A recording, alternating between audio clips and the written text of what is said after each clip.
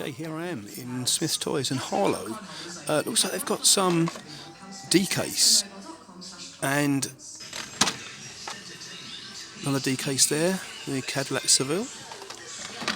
You've got the twin mill, braille twin mill with a sort of braille cover to it, which is actually kind of really interesting, to be honest. Like that. What else we got? I did pick a few out. I'm getting this one, the latest version of the Gasser, Chevy Gasser. Looks superb in the yellow, very nice. So what else is there? There's the new colour scheme for the Lotus Evija. That would normally be the super treasure hunt for this case, for the D case. We've got the, I just dropped it, the 84 Corvette, the new D case model. Sadly, I haven't come across the Skyline, the really cool Godzilla Skyline. It's a new colour scheme for the Audi there in a sort of grey blue. Actually, looks very cool, that.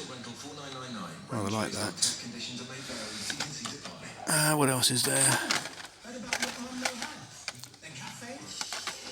Not much else there, I don't think. Oh, there's a new colour scheme for the Aston Martin GTE.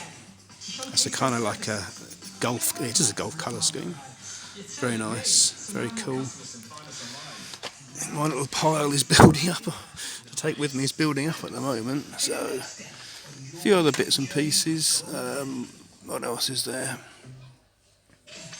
The El Segundo Coupe is a new casting, a sort of fantasy coupe, but pretty good though. And they've also got some of these. They've got the Fast and Furious, new Fast and Furious set, including the sought after Porsche Cayman. Very cool, that one. Very nice. And two of those. And they've also got the Jeep Tomahawk, Jeep Grand Cherokee Tomahawk. Pretty cool. Nice graphics on that. So yeah, pretty good. They've got the Team Transports. Seen those around for a while. And of course the ever-present exotic envies. So yeah, Smyths Toys in Harlow. So as you saw yesterday, I picked up this beautiful Porsche Cayman from the new Fast and Furious Premium set that Hot Wheels have put out. They didn't do standalone Fast and Furious sets last year. I think they incorporated it into the sort of entertainment strand, but this year Fast and Furious are back in the premiums, and it's very good to see because this first set actually is very good. This is a gorgeous model. This is the new casting from the new set, the Porsche 718 Cayman GT4. Really cool car, and they've done a beautiful job with this. I've said in the past that Hot Wheels premium models are getting better and better. And this is no exception. There's some fantastic detailing there on the front. We can see tiny little driving lights picked out there in the grille. The front lights are part of the glazing unit, so they're plastic, but look pretty effective. The bonnet has the Porsche logo on it, or the boot I should say really, but yeah, the front at least. Yeah, they've captured the shape of the model beautifully. Some nice rear lights tempo printed on there, and the Porsche Cayman badge work.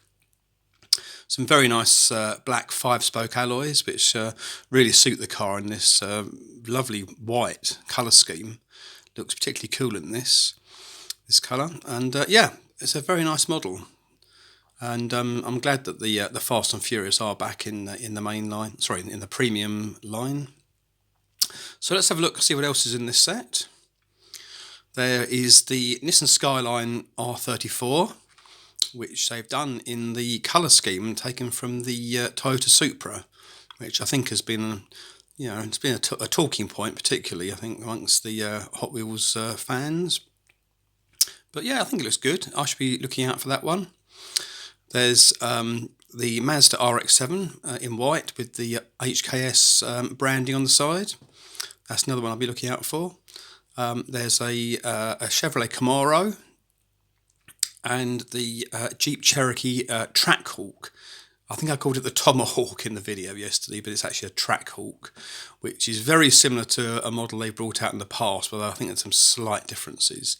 But yeah, it's a nice range, nice. It's a nice set rather.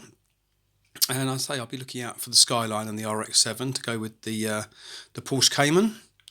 So hopefully I'll be able to find those. But yeah, it's a very nice model. That's very pleased I got it. And once again, we have great artwork on these cars. Really nice. So I also managed to pick up some models from the new D case. This is the 1982 Cadillac Seville. Very cool model. I think it's actually based on an old 1980s casting, but they've updated it a bit, made it look really nice. In a very 80s colour scheme, this sort of gold and brown. And the rear lights are part of the interior there, in red. It's a red interior. The front end is a big block of chrome, which of course is fine for a Cadillac. And yeah, a very cool model. I like that one. It's got a glass sunroof on it as well, which is even more 80s. I also managed to grab this one in Sainsbury's last week. This is the BMW 507, an old late 1950s car. But Hot Wheels have done a very nice job with this one as well. We have the BMW badge on the front there and on the side. That's as far as the tampo printing goes. There's nothing else, which on a white car is a bit noticeable because the back end looks just featureless really, but it's a good model, and hopefully they'll do a nice premium version with all the detailing on it. But yeah, it's very cool. I found this one actually in a C case, which is a bit strange. There was a new C case in Sainsbury's which hadn't really been picked through, and I found this car. In fact, there were two of them, but absolutely nothing else from the D case. So I don't quite know what's going on with Hot Wheels. So they're putting sort of D case models in C cases, but well, that's up to them. I guess there's no strict sort of rules as to which cases the cars come out in. So yeah, but it's a nice model anyway, all the same. And yesterday I also picked up this latest version of the 55 Chevy Gasser, the Tri-5 Terra.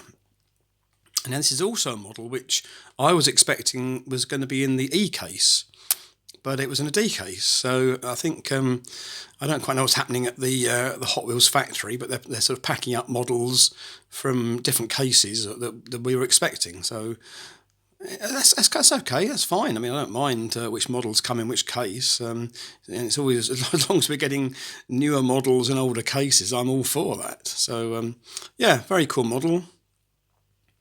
Some nice period graphics on the side there. The 1960s Firestone logo. And yeah, that's a nice one. This is a casting I do collect. I've got all the Hot Wheels mainline versions and a few of the premiums. Excuse me, I've got a frog in my throat. But yeah, this is a very nice model, I think. Reminds me of a monogram kit I had as a kid, which was a yellow 55 Chevy Gasser called the Bad Man, quite a famous dragster, I think. And this really sort of puts me in mind of that. But yeah, very cool. Very nice model, and even nicer because I wasn't expecting to find it so soon. And lastly, I'd like to show you a Matchbox model which I picked up last week. The new model of the Koenigsegg Gemera, which I think Matchbox done a particularly good job of, really. We've got some tampo printed lights in the front there, and in the rear some very tiny lights. You can probably just make them out. Koenigsegg logo and branding, the little the Koenigsegg name on the back, and also the little ghost type logo on the back there. And this is a very nice model. They've really captured the sort of size of the model, I think. It's quite an imposing car. It's a 4-seater hypercar, so it's pretty big. And I think Matchbox has done a good job of actually, just showing what an imposing model this is, what an imposing car. Hot Wheels have done the Gemera already, and I have to say the Matchbox one is, in my opinion, the better of the two. Particularly the front end, they've done the casting right around the grills. So the front end actually is a cast front end with the grill sort of showing through, whereas Hot Wheels have included the grill and the part under the grill as part of the base plate, which is not quite so accurate or successful. And also, I think the Hot Wheels model is slightly smaller than this, so it just doesn't really make the car as imposing as it actually is. So yeah, but if you have both of these, it's interesting to look at them side by side and see what you think. So yeah, very cool. Matchbox in the UK used to be only available in Tesco's, but I got this in the Entertainer, so I think they're actually widening their sort of availability over here. So that's all to the good, because they do some nice models. Not all their stuff, and some of their stuff is pretty awful, but they do some very good models as well. Which brings me back to the Fast and Furious Porsche Cayman, because I've been having some thoughts about collecting Hot Wheels recently, and I'd be interested to hear your comments. I'm finding in the UK the prices of mainlines are getting higher and higher. They're up to £2.40 each now in the UK, which is pretty excessive, really. It's getting they used to be much cheaper and more collectible because of that. But at £2.40, you're starting to get sort of, it's getting a bit expensive. And the premiums, which fortunately are becoming more widely available in the UK, they retail at £8.99. So you're talking about more money, but you're getting a much better car for your money. This Cayman is gorgeous, very nice car, and I looked at the 2023 release program for Hot Wheels mainlines, and I'm finding it very underwhelming. There's not many. There's very few new castings that interest me. A lot more recolours. And there's not really any models I'm looking forward to. There's one or two. There's the new Mercedes 560 AMG. That looks a gorgeous model, really, really nice. But other than that, I can't think of any that I'm actually looking forward to. So I'm thinking maybe I'll be spending less money on mainlines and perhaps a bit more money on premiums. And perhaps go towards more collecting premiums than mainlines. Well, having said that, I probably will be still picking up a lot of mainlines, but I'll be interested to hear what you think about that, about the pricing of Hot Wheels in the UK. I know it's obviously a worldwide issue. They're up to, I think, about $1.25 in the States, which is a lot less than we're paying, but it's still a price hike. But yeah, £2.40, which that's what the Entertainer charges over here.